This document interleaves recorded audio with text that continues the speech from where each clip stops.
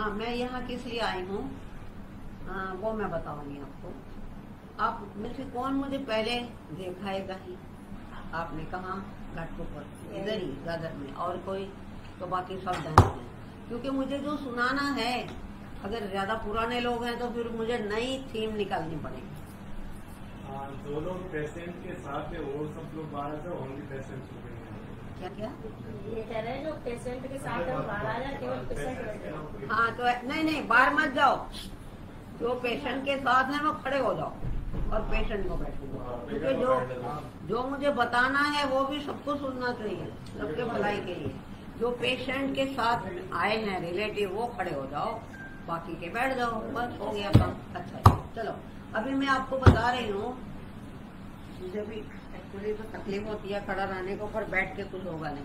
आवाज आ रही है मेरी सबको? मैम बैठ जाइए, बैठ के नहीं, सबको देख नहीं पाते, क्योंकि हर एक इंसान की वाइब्रेशंस होती हैं और मुझे उससे हेल्प मिलती है, क्योंकि हर एक के अंदर तो है ना कुछ भगवान का प्रकाश, तो हर एक के अंदर प्रकाश है प्रभु का, हमें दिखता नहीं है, वो अलग बात है।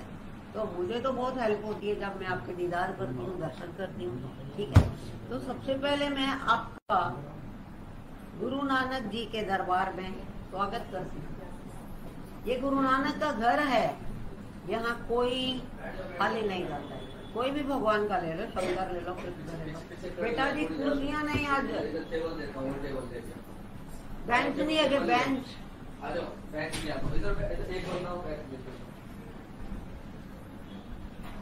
आप में से सब पेशेंट हैं? तो फिर ये कुर्सी पे ले जाऊंगी। इधर आ जाइए ना, जो पेशेंट अलग है।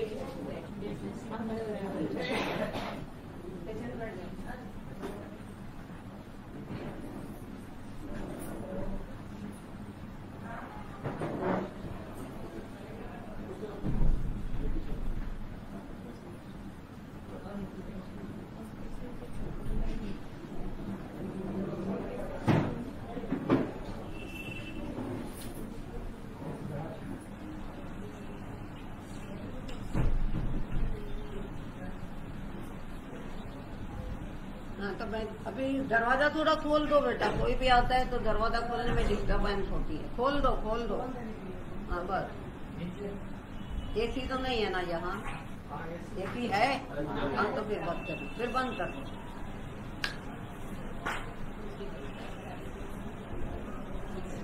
आप वो बेंच उधर ले लीजिए या इधर ले लीजिए।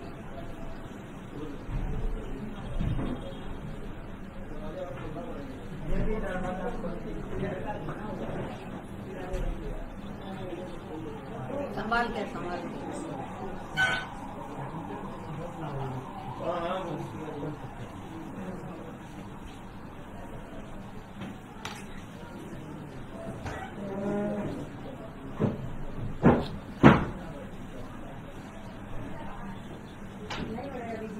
होगा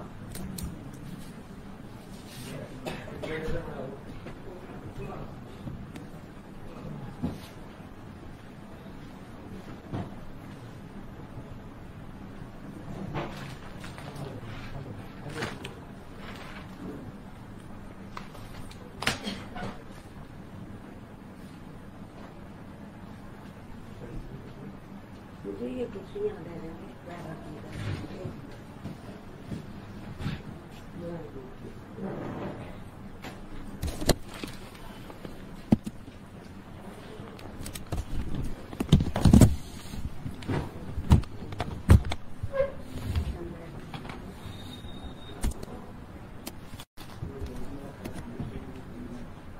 सबसे पहले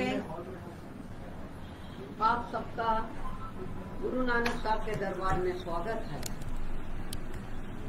किसी भी भगवान के घर जाते हैं तो हम ऐसे ही बोलते हैं। हम शंकर भगवान के मंदिर में जाते हैं लोगों को मिलने के लिए, तो हम शंकर भगवान जी का मंदिर ऐसे ही बोलते हैं। ये हमारे लिए सब एक ही। अच्छा, अब मैं आने का कारण क्या है? बहुत साल पहले मैंने 91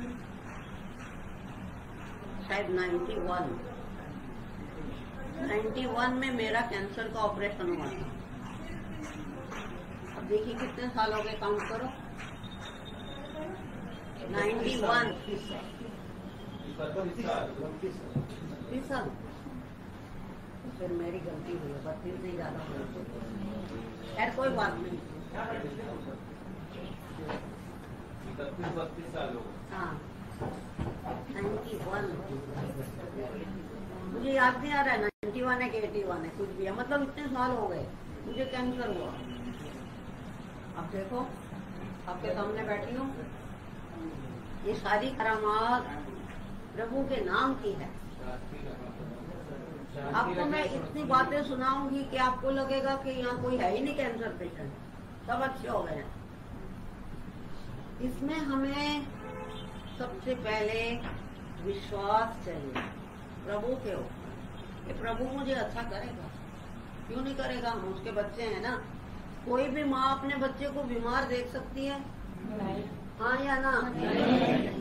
फिर हम क्यों बीमार है? क्योंकि हम अपनी माँ की बात ही नहीं सुनते। सभी धर्म के लोग आज प्रभु क्या बोलते हैं वो थोड़ी सुनते हैं, खाली हम जाते हैं जो सब लोग करते हैं वैसे करके आ जाते हैं, विचार नहीं करते। कभी विचार करते। अभी मुझे कैंसर हुआ और मुझे पता भी नहीं था। नौकरी करती थी गोदरेज कंपनी में, नाम सुना है? इतनी कड़क कंपनी है, बच्चे छोटे छोटे, बहुत प्रॉब्लम पैसे का। तो मुझे थोड़ा प्रॉब्लम हो रहा था। तो क्या हुआ, गणेश चतुर्थी का त्योहार था। आप मनाते हैं गणेश चतुर्थी? तो गणेश चतुर्थी के त्योहार पर मुझे ऑफिस में छुट्टी थी। तो मेरी छोटी बेटी थी, 7th स्टैंडर्ड में पढ़ती थी, उसको लेकर मैं मेरे फैमिली डॉक्टर के पास गई, जो अपने दवाई देते हैं बुखार वगैरह। उन्होंने बताया मेरी बेटी को, डैडी को बुलाओ। तो मेरी बेटी बहुत समझदार थी, उसने बोला जो बोलना है माँ को बोल दो, डैडी तो गिर जाएंगे सुन के। उनका मन इतना नरम है, होता है कोई कोई इंसान बड़े नरम भी होते हैं। तो उसने कहा ठीक है। तो उन्होंने मुझे एक लेटर दिया, अभी का अभी टाटा हॉस्पिटल में जाओ अभी। मैंने कहा कुछ खाया नहीं कुछ पिया नहीं, मुझे चक्कर आएंगे। आने दो चक्कर, पर अभी का अभी टाटा में जाओ। ये प्रभु कैसे हमारे काम करता है वो मैं आपको बताऊंगी। ऐसा नहीं है कि आप नहीं मानते, कमी कहाँ आती है भरोसे में। हम क्या करते हैं, जब कोई प्रॉब्लम आती है तो सबको बताते हैं। मेरा कुछ अलग सिस्टम है, मुझे कुछ भी प्रॉब्लम आती है तो मैं मेरे गुरु के पास जाती हूँ। हमारा गुरु ग्रंथ का उधर बैठ के 5 मिनट अरदास करती हूँ, हे प्रभु मैं तेरी बच्ची हूँ, मेरा कोई नहीं है संसार में। देखो अपनों सरेंडर करना पड़ेगा, मेरा कोई नहीं है, मुझे रास्ता दिखाओ। ऐसा करते हैं आप कभी? नहीं, ऐसा सोचते नहीं है, नहीं सोचते, इसलिए तो बीमार होते हैं।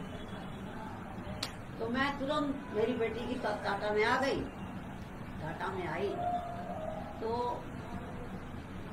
डॉक्टर मुझे मिल गए, अच्छे डॉक्टर। डॉक्टर कैसे मिले वो भी एक अच्छी घटना है सुनने लायक।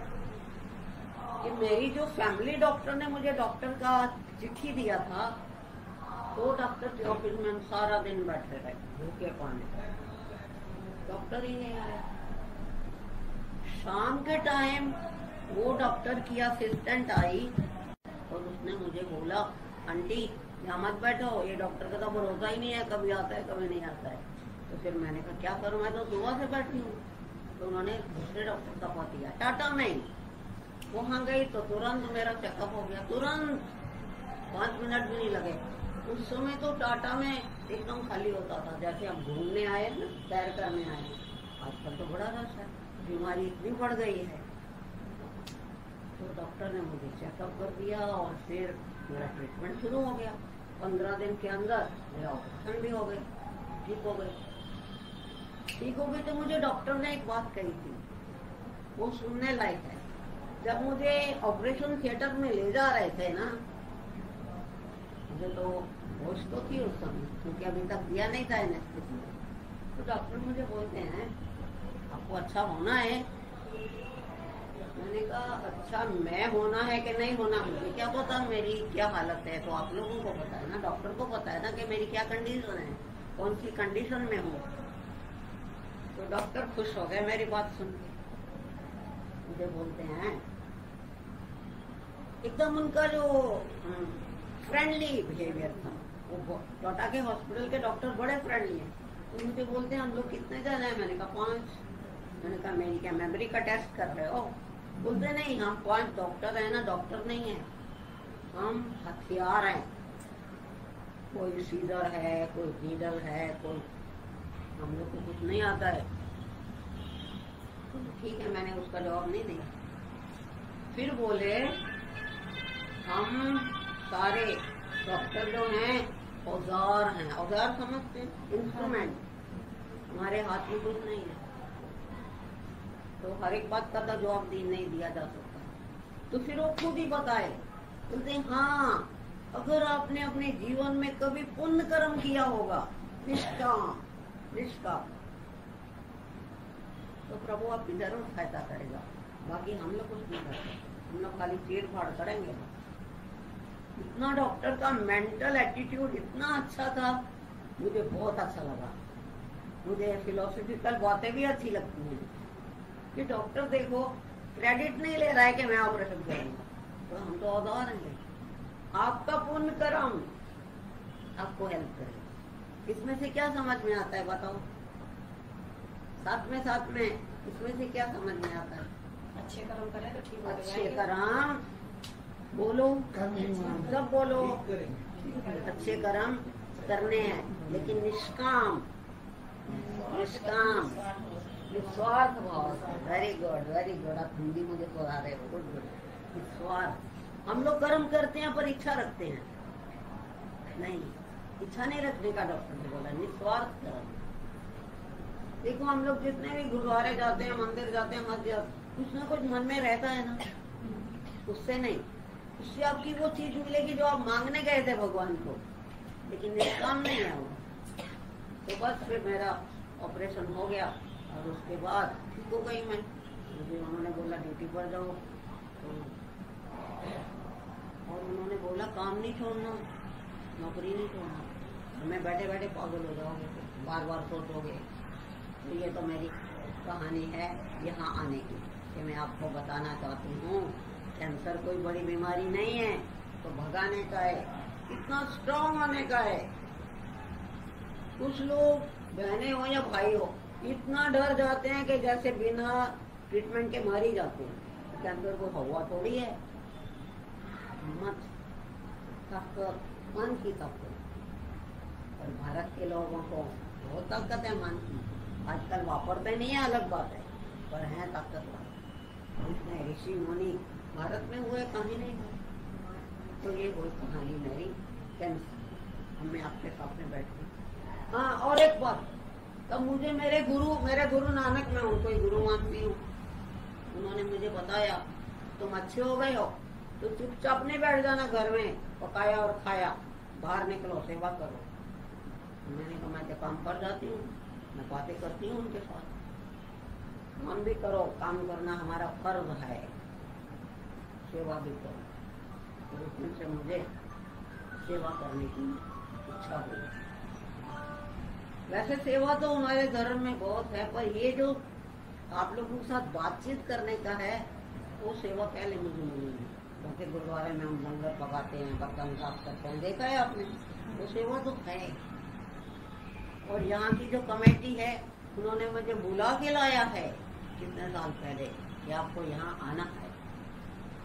अब देखो मैं गाड़ी में आई हूँ तो भी 1 घंटा आने को लगता है, तो मतलब मेरा घर नजदीक है कि दूर है? दूर है। और फिर मैं अपना सुख छोड़ के आती हूँ, दोपहर की नींद छोड़ के आती हूँ, किस लिए? आपको बुलाओ। अब सब अच्छे हो जाओ, इतने अच्छे हो जाओ, आनंद और खुशियों से घर जाओ, और फिर वो आनंद बांटो। जो चीज बांटोगे वो बड़ी फलदायक होगी। अभी मैं आपको छोटी सी कहानी सुनाऊंगी। एक तो मुझे बहुत लोग पूछते हैं कि आप वाहिगुरु जी का खालसा वाहिगुरु जी की फतेह बोलते हैं ना हम लोग। जैसे आप लोग जय सिया राम, हर हर महादेव बोलते कि नहीं?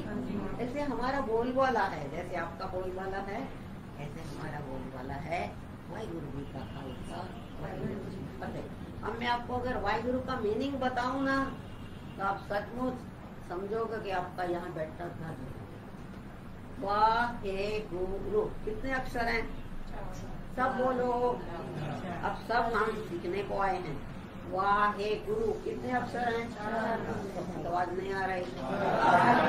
पहला अक्षर, पहला अक्षर, दूसरा अक्षर, तीसरा, चौथा, 4 अक्षर हैं। अच्छा, अभी इसका मीनिंग सुनना है। जैसे कोई हर हर महादेव बोलता है, मेरे घर के नीचे भगवान का मंदिर है, शंकर भगवान का, कितने लोग आते हैं, मैं उनके दर्शन कर लेती हूँ। तो जो हर हर महादेव बोलता है कोई भी इंसान, तो उसकी किसकी ताकत मिलती है उसको? शंकर भगवान की। Very good. जो आप लोग बोलते हैं, आप लोग बोलते ही नहीं है, क्यों भाई? क्या बात है? मौन धारण किया है क्या? ऐसा अच्छा नहीं लगता है, फिर हमें मजा नहीं आता है बोलने। अब जो हरे कृष्ण हरे कृष्ण हरे कृष्ण बोलते हैं, उनको कहाँ से जाता था? कृष्ण भगवान से नहीं।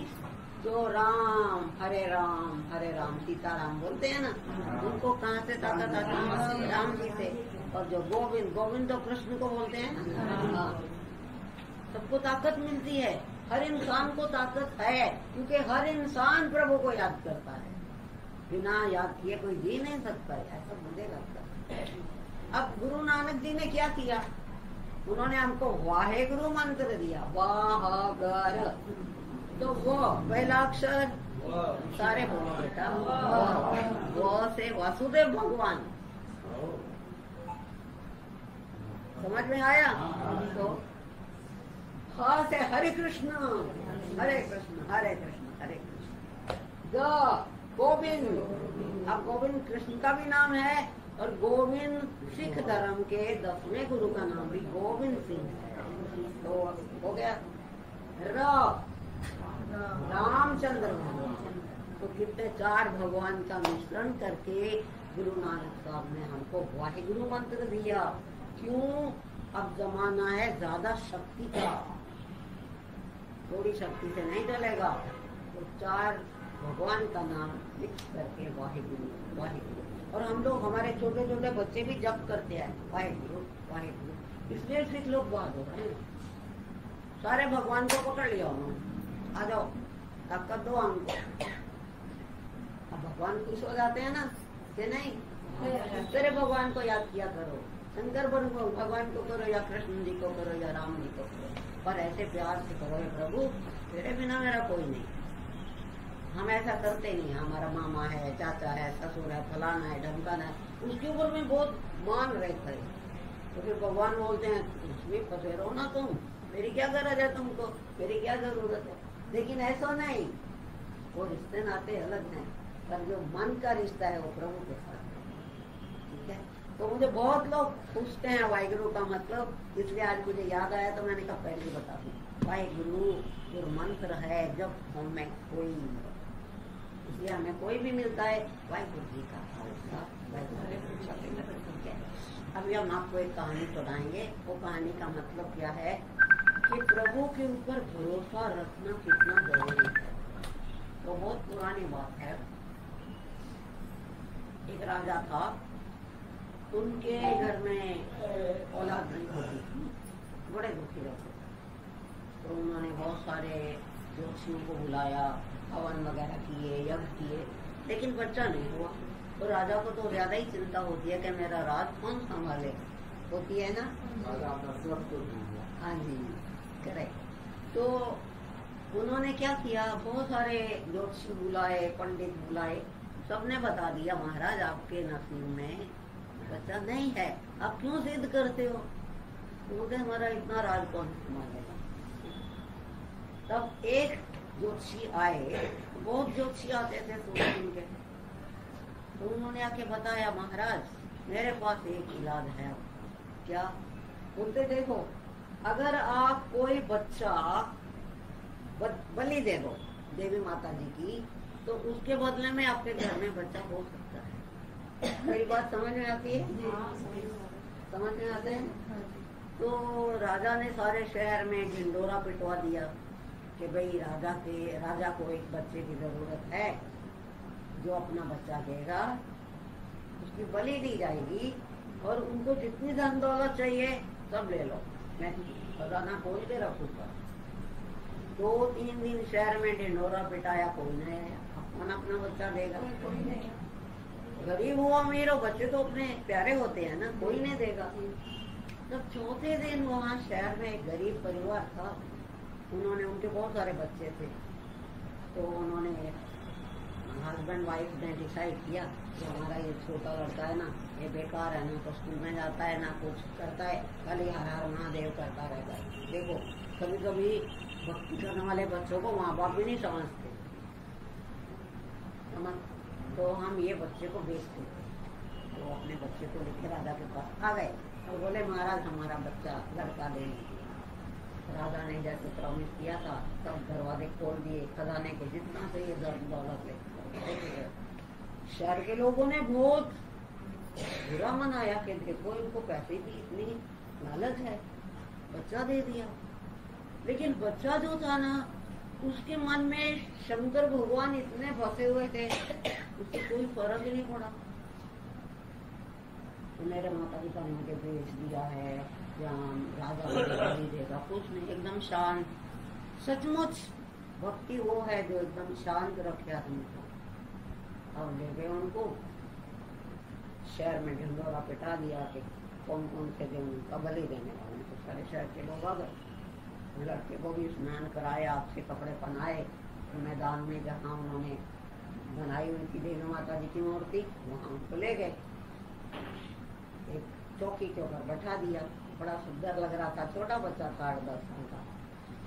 तो राजा के मन में घड़ी घड़ी उत्सुकता पैदा हो रही है कि बच्चे के चेहरे पर जरा भी कुछ गुस्सा नहीं है या निराशा नहीं है या डर नहीं है। तो जैसे ही बलि के लिए उनको वहाँ बैठाया, सारे शहर के लोग आए थे, तो राजा ने उनको बोला आपकी आखिरी इच्छा कुछ है? नहीं, पहले राजा ने पूछा आपको पता है आपकी हम बलि देने वाले हैं? तो उनका बोले नहीं, फिर ही आ गया। आपको डर नहीं लगता? जो भगवान अंदर बस जाता है ना, फिर इसलिए सिख लोगों के अंदर शहीद बहुत हुए हैं, उनको मौत का डर नहीं लगता है। ये बच्चा भी तो मौत से नहीं डर रहा है। बीच बीच में वो उदाहरण क्यों देती हूँ कि हमारे सिख धर्म में बहुत कुर्बानियां हुई हैं, जबरदस्त। मुगलों के टाइम आपको भी मत है, सब पढ़े लिखे लोग हैं। तो बस राजा ने बोला आपको डर नहीं लगता? अब तुम्हारी आखिरी इच्छा क्या है? लड़के ने कहा मुझे बहुत सारी मिट्टी चाहिए। तो गाड़ी भर के मिट्टी आ गई। लोग हैरान हो गए कि बच्चे की खास क्या मिट्टी, क्या करेगा मिट्टी को, उत्सुकता होती है ना जानने की। तब देख रहे हैं, कुछ लोग रो भी रहे हैं कि कैसे माँ बाप है इनके। देखो हर एक के अंदर दया तो होती है ना। तो उसने क्या किया, मिट्टी आई तो मिट्टी का एक ढेर बनाया। ढेर बोलते हैं, क्या बोलते हैं? शिवलिंग नहीं, ऐसे मिट्टी उठा के ढेर नहीं, शंकर भगवान की मूर्ति नहीं, ऐसे ही मिट्टी उठाई और एक ढेरी बना दी। फिर दूसरी मिट्टी ली, उसकी भी ढेरी बना दी। फिर मिट्टी ली थोड़ी, फिर ढेरी बना दी। ऐसे दूर दूर 4 ढेरियां बना दी उसने। और फिर क्या किया उन्होंने कहा हमको फूल चाहिए, अगरबत्ती चाहिए। आ गया, कब आ गया? लड़का खड़ा हो गया, खड़ा होकर एक ढेरी के पास गया, हाथ जोड़े और फिर ढेरी को तोड़ दिया अपने पैरों से। पहले बनाया था हाथ से, अब तोड़ रहा है, तोड़ दिया। तो दूसरी ढेरी के पास गया, फूल थे हाथ में लेकिन रखे नहीं ढेरी के ऊपर, हाथ नहीं थे। जब भी खड़ा रहा 2 मिनट हाथ जोड़कर, फिर उस ढेरी को भी तोड़ दिया, पैरों से तोड़ दिया, जैसे गुस्सा आया हो तोड़ दिया। फिर तीसरी ढेरी के पास गए, वहाँ भी उन्होंने देखा अच्छी तरह, कुछ मनन किया। मेरी बात समझ में आती है तुमको? कुछ मनन किया और उसको भी प्यार से तोड़ दिया। अब लोगों को इतनी उत्सुकता हो रही है जानने की, ये लड़का कर क्या है, छोटा सा लड़का है, अजीब है इसकी अंतिम इच्छा, मरने के पहले इच्छा होती, पूछते हैं ना। अब चौथी डेयरी के पास गया, हाथ जोड़ के 2 मिनट खड़ा रहा, 5 बार उसकी परिक्रमा की। परिक्रमा समझते हैं? जैसे हम लोग गुरु ग्रंथ साहब की परिक्रमा करते हैं, जैसे शंकर भगवान की लोग परिक्रमा करते हैं ना, दक्षिणा के परिक्रमा, तो परिक्रमा की, फूल चढ़ाए, अगरबत्ती लगाई और उसको नमस्कार किया। आपको समझ में आता है? अब राजा ने पूछा, राजा पास में आ गया, वो तो भूल ही गया कि मुझे बच्चा चाहिए, इतना प्रभावित हुआ बच्चे से। तो राजा ने कहा तुमने क्या किया है, सब लोग जानना चाहते हैं। अब लड़का खड़ा हो गया, बड़े भागरे से बोला कि ये जो पहली ढेर है ना, डेरी ये मेरे माता पिता की है। मेरे माता पिता, ऐसे माता पिता मुझे नहीं चाहिए, मैंने इसलिए तोड़ दिया इसकी ढेरी को। इन्होंने पैसे की खातिर मुझे बेच दिया। जब बेचा तो कभी कुछ नहीं बोला, मनन किया। अब दूसरी ढेरी जो है वो राजा की है। अब राजा तो मुझे खरीद के लाया है बलि के लिए, तो मैं राजा को कैसे बोलूं मेरी रक्षा करो? Is it clear? अब तीसरी ढेरी है देवी माता की। अब माता जी को बलि चाहिए तो मैं माता जी को कैसे बोलूं मेरी बलि मत लो? अच्छा, तो चौथी ढेरी किसकी है, वो क्यों नहीं तुमने तोड़ी? अरे चौथी ढेरी तो मेरे परमेश्वर की है, प्रभु की है, मेरे शंकर भगवान की है, जो मुझे बचाएंगे, वो थोड़ी मुझे मरने देंगे। देखो ऐसी स्पीच की उसकी। जैसे बच्चे आजकल ड्रामा कर सकते हैं स्कूल में, इतना पावरफुल है ये स्टोरी। ये मेरे भगवान की ढेरी है, इसको मैंने तोड़ा नहीं, ये मेरी रक्षा करेगी। अब राजा तो रोने लगा, इतना दुखी हो गया, या इतना मन में महसूस कर रहा था कि मेरे जैसा कोई इंसान है लालची, स्वार्थी। तो उसने मन में डिसाइड किया इसकी बलि नहीं दूंगा। तुरंत अनाउंस कर दिया कि आज से ये बच्चा ही मेरा बच्चा है और मेरा राज यही संभालेगा। आपके मन में कुछ हुआ सुन के? भरोसा है। और फिर और एक बात है, भरोसा तो है, उन्होंने क्रिटिसाइज नहीं किया किसी को। क्या? माता को नहीं, पिता को नहीं, राजा को नहीं। हम लोग क्या करते हैं? We are very expert in criticism. हम तो बहुत क्रिटिसाइज करते हैं, जरा कुछ नहीं होता चिल्लाने लगते, वो हमें निकलना है। किसी को भी क्रिटिसाइज नहीं करने का, भला अपने घर के हों या बाहर के हों, गुरुद्वारे के हों, कहाँ भी हो। हमें जरा कुछ नहीं मिलता है तो हम कितने सड़कने लगते हैं। वही निकलना है। जब ऐसा भरोसा आएगा तो भगवान थोड़ी हमें मरने देंगे। अभी आप बताइए, आपको कैसा लगा? अच्छा लगा? नहीं मुझे नहीं अच्छा लगा। नहीं आपको क्या अच्छा लगा वो बोलो। सच्चा लगा, विश्वास होना चाहिए। किसने बोला विश्वास? आपने। Very good. और कुछ? विश्वास। और कुछ बोलो। भगवान को हम फॉलो करते हैं, पकड़ के चलते हैं तो वो हमें छोड़ते नहीं। हाँ, लेकिन वो क्या रहा है? ईश्वर रक्षा करते हैं। हम उनको मानेंगे तब वो भी हमको मानेंगे, हम नहीं मानेंगे। मैं जो आंसर चाहती हूँ वो थोड़ा अलग है। कर्म करे रहो, फल ईश्वर देगा। कर्म करके क्रिटिसाइज नहीं करना। ये आदत हमारे भारत के लोगों में बहुत खराब है। मुझे दुख होता है। वो हमारे लोग भी करते हैं, ऐसी कोई बात नहीं है कि हम सारे सोने से धुले हैं, दूध से धुले हैं। क्रिटिसाइज नहीं करना। ये छोड़ो, आज से ये छोड़ो, क्रिटिसाइज नहीं करूँगा, कुछ भी होने दो। कितना घर में होता है, क्लैश होता है घर में, बहुत सारे परिवार साथ में रहते हैं, मेंबर्स घर में रहते हैं, गुस्सा तो आ जाता है ना। वो लड़के को गुस्सा नहीं आया ना कि मेरी जान ले रहे हैं मेरे माता पिता। तो आज प्रॉमिस करो कि मैं किसी को क्रिटिसाइज नहीं करूँगा। भला ऑफिस में जाऊँ कि मेरे घर की बाई है, तब आपका देखो विदिन फ्यू डेज आपको लगेगा अरे मैं तो आकाश में उड़ रही हूँ। वो बुराई है जो हमें उड़ने नहीं देती है। वो बुराई से हमारा दिमाग भारी हो जाता है। हल्का करना है। उड़ने के लिए पंख चाहिए ना। जानवरों के पंख कितने हल्के हैं कि भरे हुए हैं पैसे से।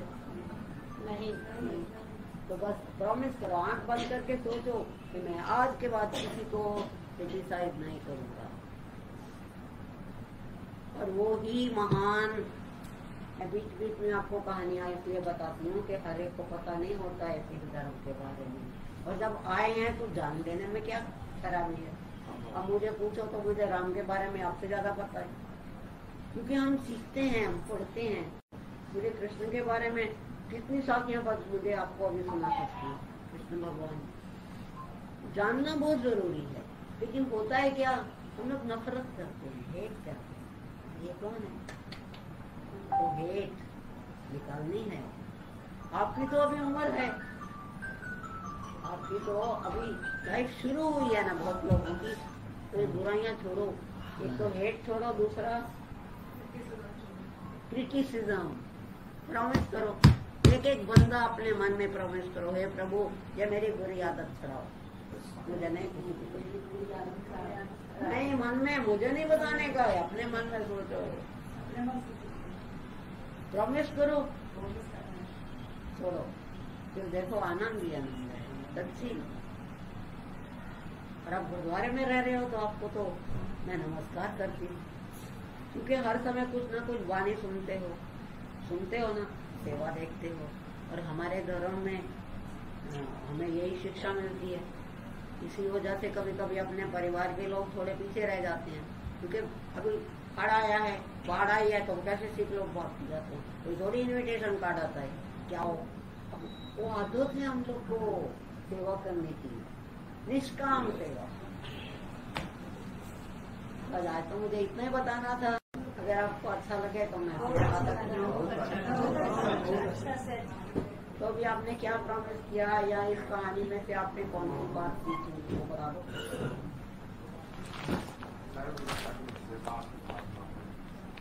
क्या बोले?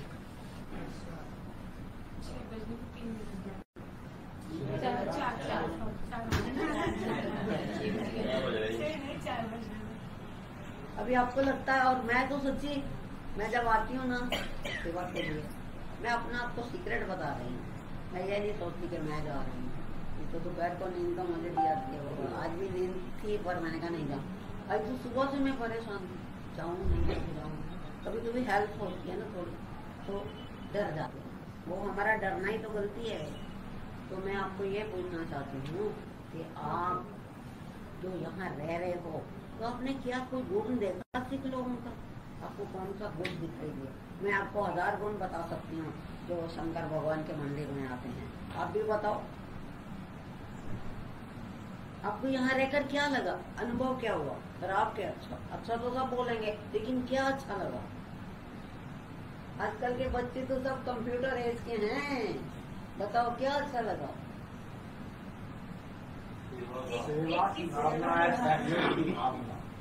सेवा और सहयोग। सहयोग आपने नया वर्ड दिया है। आपको कैसे लगा सेवा की भावना है? कैसे लगा, कौन सी बात से? हम लोग जहाँ से आए, इतनी दूरी से आए। अच्छा। 2500 किलोमीटर दूरी से आए बिहार से। अच्छा। यहाँ कहीं कोई हमारा नहीं। तो आप बहुत समझदार हैं, और आपके अंदर प्रेम है, नफरत नहीं है। और कोई बोलो, ये बहनें तो आजकल हमारी इतना बड़े बड़े काम करती हैं, बोलती नहीं आजकल। बोलो बेटा, कुछ तो बोलोगे ना। ये तो मैंने 1 घंटा बोला, आपने कुछ भी नहीं बोला, मतलब इधर गया ही नहीं, ऐसा हो जाएगा। अंदर गया तो बताओ खड़े होकर। विश्वास एक चीज, विश्वास और कभी कभी नहीं मिलता है तो फिर विश्वास जोड़ जाता है। नहीं थोड़ा नहीं जाता, विश्वास करना पड़ता है। Very good. और कोई आप लोग बताइए, कितने बच्चे खड़े हैं? बच्चे बोलो बेटा, कुछ तो बोलो। अब कॉलेज में जाते हो तो सिख लोगों में एक चीज मैंने नोटिस करी है, यहाँ आने के बाद। सुना तो देखा तो था मोबाइल पे, मतलब सब देखा था, बट यहाँ आने के बाद आंखों से देखा है कि उनका जो खिलाने पिलाने का, सामने वाले के साथ अपनापन दिखाने का, वो बहुत रिस्पेक्टफुल है। क्योंकि हर धर्म में लोग करते हैं खिलाने पिलाने का, बट वो वहाँ पर नियम नहीं रखते हैं। कोई भी कैसे भी जा रहा है बगैर हाथ धोए भी कोई चीज निकाल के दे रहा है, बट यहाँ ये नहीं है। हाथ धोना है मतलब धोना है, चप्पल पहन के नहीं जाना, सिर खुला करके नहीं जाना। बट बाकी धर्मों में क्या है, अरे खिलाओ यार, छोड़ो जाने दो, ये चलता है। ये चीज मुझे बहुत अच्छी लगी कि सबके लिए एक बराबर रूल है, कोई बड़ा छोटा बच्चा बूढ़ा वो सब नहीं है, सबको एक जैसा ही करना है। ऑब्जर्वेशन बहुत है। और कोई बोलिए बेटा, आप लोग पीछे खड़े हैं कॉलेज जाने वाले, बोलो कुछ, से समथिंग नो। अब जैसे कोई जॉब पे जाता है, उसको छुट्टी की हड़बड़ी होती है, यहाँ जब कोई टाइम देता है ना, तो ऐसा लगता है कि उसको कहीं जाना ही है।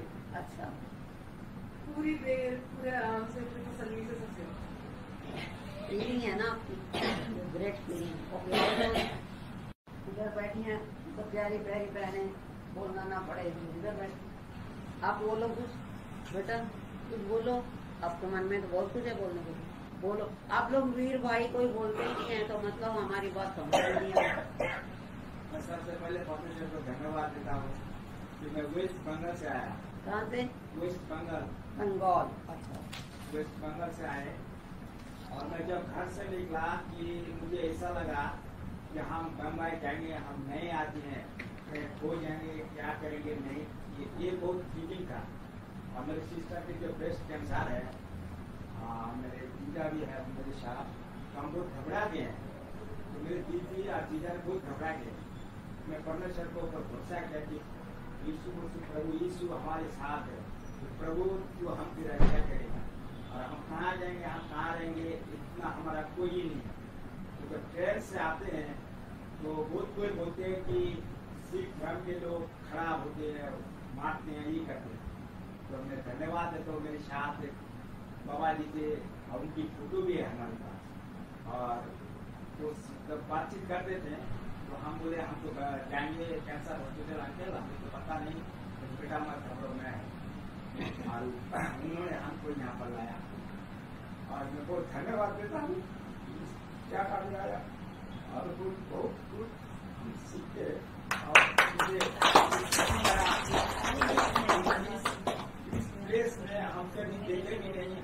हम पहले जब आए तो हमको रुकने के लिए नहीं देता था, इतनी सारी जगह था नहीं था, मुझे पता नहीं। जो बोले वापस तो रूम के आगे करना बैठते रहो, हमें कुर्सी काटने के लिए क्या, तो बोला इधर रहने के लिए नहीं है। तो मैं बहुत रिक्वेस्ट किया कि हम कहाँ जाएंगे, तो फिर बोला 2 दिन की बात यहाँ से चले जाए। ऐसे बार बार कोई करा, जब मैं आकर के बोला कि मैं क्या करूँ, बेटा मत घबराओ, चुपचाप बैठते रहो, सेवा करते रहो, आगे को परमेश्वर तुमको क्या। फिर जब मैं नीचे जाता हूँ, सेवा करता हूँ, फिर वहाँ से आता हूँ, तो फिर जब मेरी कोचिंग की समय हो जाती है, 4 दिन की बात फिर कोचिंग आने जाता हूँ, तो कुछ इधर रहने के लिए नहीं है, तो दूसरे साइड में जाओ। तो इस तरह ये सब लोग रहते हैं, वहाँ की जगह खाली नहीं है। मैं फिर उनको बोलता हूँ कि अंकल जी उधर तो जगह नहीं है, तो फिर मैं कहाँ रहूँ। तो मुझे बार बार ऐसे परेशानी करते रहता था, बोलता था सही नहीं, मतलब वो बोल रही थी कि इधर दर्शन के लिए नहीं है। तो मैं प्रार्थना करता था कि परमेश्वर ने आपकी दरबार में आ करके जब मैं ऐसे भटक करूँ, तो आप मुझे बहुत धन्यवाद है, मुझे जगह हाँ। और एक आपको बात बताओ, हमारे हर एक धर्म में नई नई चीजें होती हैं, ऐसी नहीं है। अभी मुझे तो ईसाई धर्म के बारे में भी बहुत कुछ पता है, क्योंकि मैं तो पढ़ती थी ईसाई स्कूल में, और वो वहाँ के जो प्रिंसिपल थे वो मुझे सिख धर्म के बारे में 1 घंटा मेरे से सुनते थे, और फिर वो लोग अपना लेते हैं, हम लोग अपनाते नहीं हैं। हमारे में कभी कभी घृणा आ जाती है, कभी कभी नफरत। जैसे उन्होंने बोला कि सिख लोग ऐसे होते हैं, पता नहीं था, अब इन्होंने कैसे बताया, देखा तो पता लग गया, है ना। बहुत अच्छा है। और कोई बोलो, बोलो बोलो। अब आपके बंगाल के कोई संत का नाम आपको पता है? बंगाल का कोई संत का नाम पता है? कोई शास्त्र आपका ये शास्त्र सिलीगुड़ी में है? नहीं, बंगाल में जो संत हुए हैं उसका नाम मैं आपको बताता हूँ। उनका नाम था, हाँ, किसने बोला? जयदेव बंगाल के महान संत थे जिनको प्रभु के दर्शन होते थे, और वो जयदेव जो हैं उनके श्लोक हमारे ग्रंथ साहब में लिखे हुए हैं। जयदेव बंगाली थे, उनका जो वाणी है बंगाली में है, और उनके जो श्लोक हैं, आपने से कौन कौन बंगाल के हैं?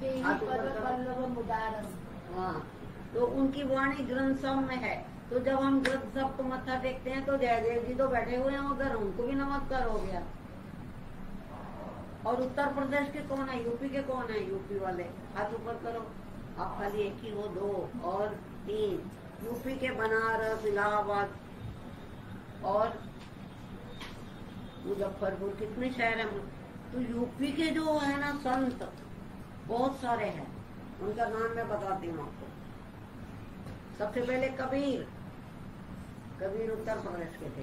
रविदास, परमानंद का नाम सुना है आपने? सुना है।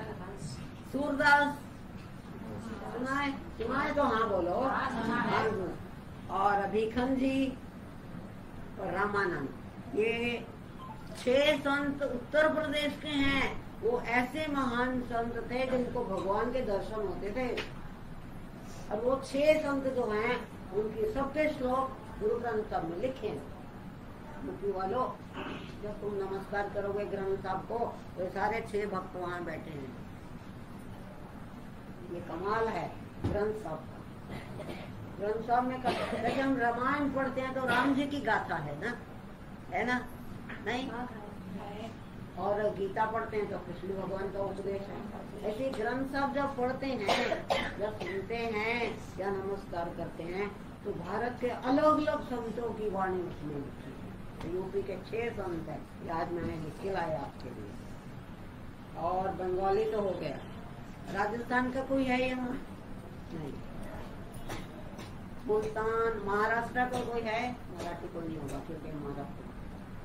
तो ये कम से कम 15 भक्तों की वाणी ग्रंथों में है, अलग अलग प्रांतों की। वे कौन कौन से प्रदेश में बताती हूँ। उत्तर प्रदेश है, मध्य प्रदेश है, बंगाल है, राजस्थान है, और सिंध का कोई नहीं होगा, इधर सिंधी कोई नहीं है ना, महाराष्ट्र का है।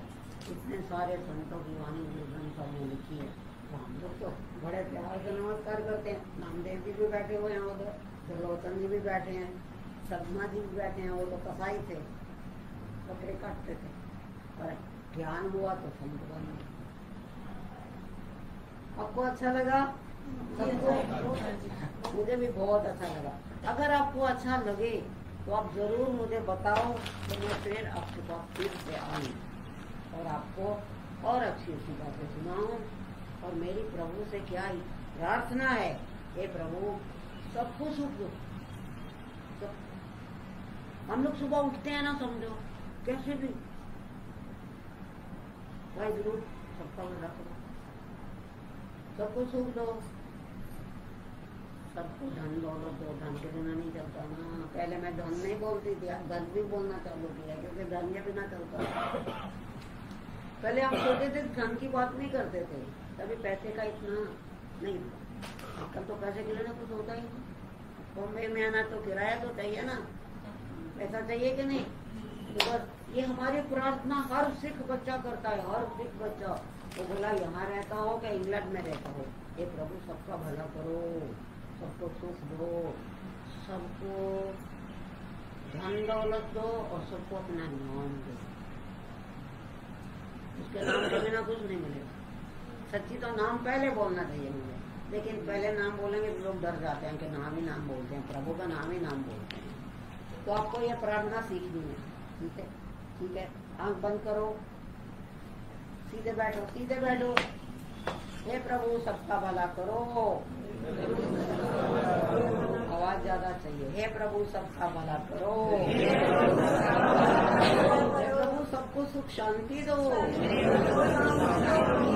प्रभु सबको धन दौलत दो, हे प्रभु सबको अपना नाम दो। ये मैंने आपको ट्रांसलेशन करके बताया है, जो मैं बच्चों के साथ काम करती हूँ ना।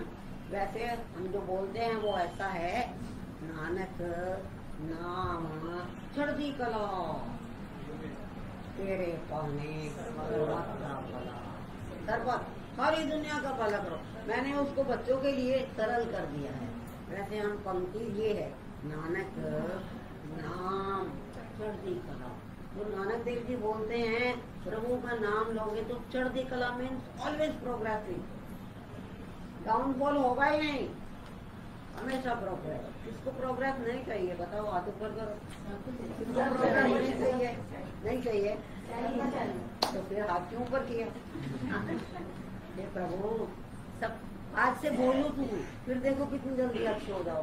डॉक्टर भी हैरान हो जाएगा, अरे कल तक तो ये था, आज दवाई मुझे काटनी पड़ी, पर ये तो आपको मेहनत करनी। जैसे BA की पढ़ाई करते तो मेहनत तो करनी, लेकिन इसमें भी आध्यात्मिक में भी मेहनत करनी पड़ती। सुख चाहिए कुछ तो सीखना पड़ेगा ना, सुख का साधन। हे प्रभु सबका भला करो, फिर बोलो हे प्रभु सबका भला करो, हे प्रभु सबको सुख शांति दो,